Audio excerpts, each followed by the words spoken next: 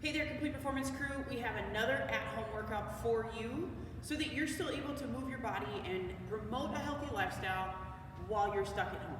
This one is all lower body focused. So we're gonna be working a lot of our lower half, and the cool part about this one is that you don't need any equipment. The only thing that you might need is a wall, a coffee table, and a pillow. So let's go through the workout first. Similar to the upper body workout from the other day, we have 3 supersets of 3 exercises. 4 rounds of 45 seconds of each exercise. So you'll do that first exercise for 45 seconds, rest for 15, go to the second for 45, rest for 15, then third for 45 seconds, rest for 15, back to the top. You'll do that 4 times. Once you're done, you'll move into the second superset.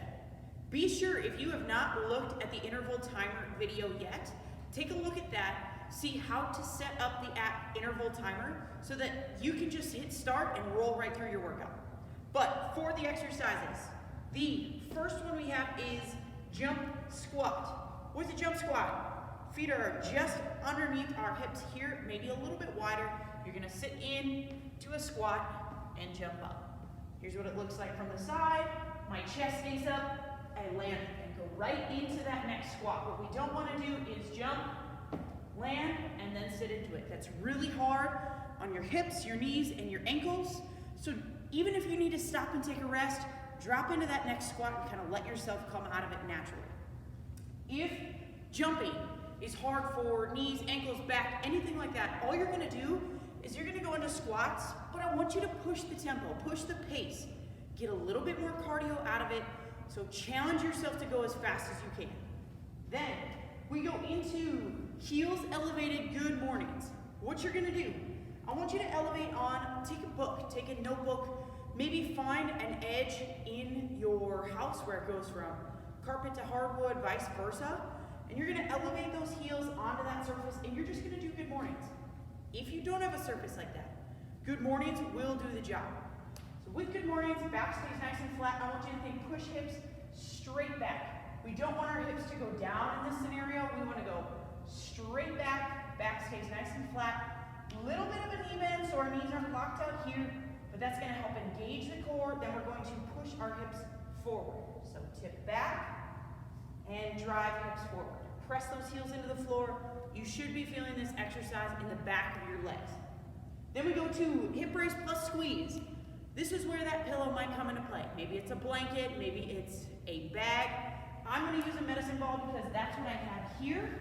But I'm going to set that medicine ball between my legs, set up into a hip raise position. I'm going to drive my hips up, squeeze in on that med ball as tight as I can, relax it, and drop back down.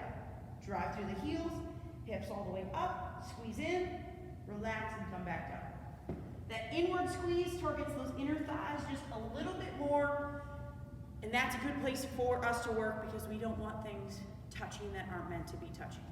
That's superset number 1. Superset number 2, we have hip thrusts.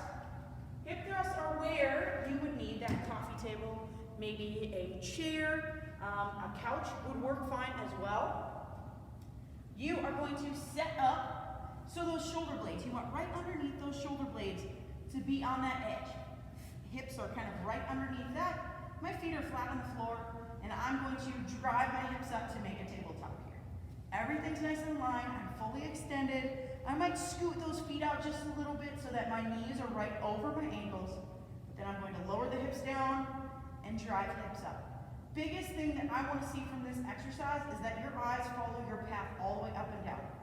Too often I see eyes stay up at the ceiling and dropping those hips, and that's a lot of arch and stress on that low back. Tuck that chin, eyes follow your path, and drive through those heels. Second exercise for this, single leg RDL.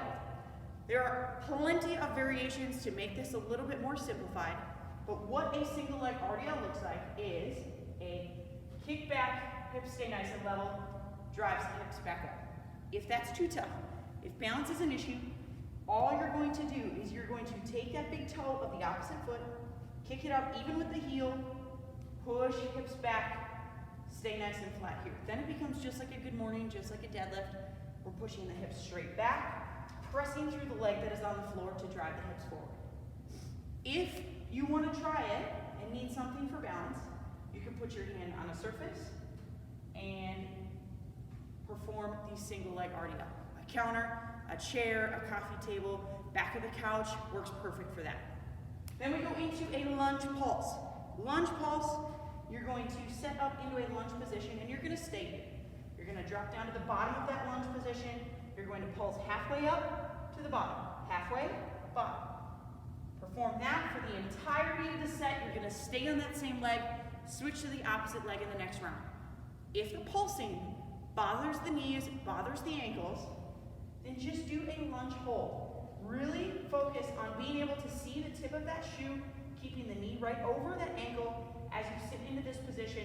Even add a slight forward lean so that maybe that pressure on that low back decreases, and that's going to be a lunge hold.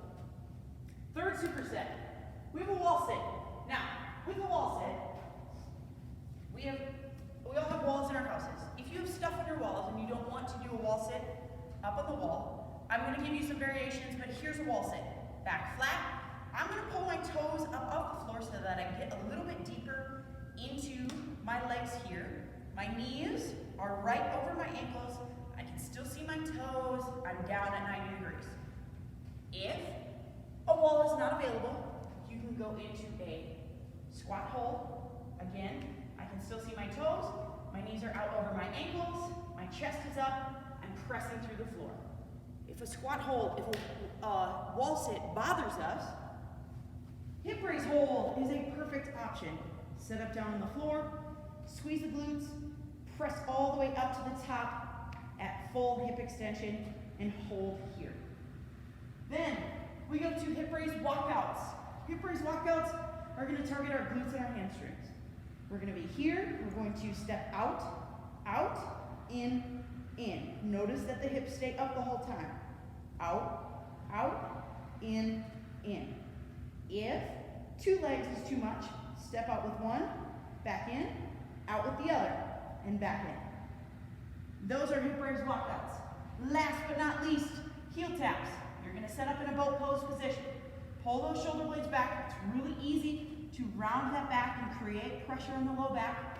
So if you need to put the hands down to help keep that back flat and straight, feel free to do that. But here, you're going to tap out with one foot, in and back with the other.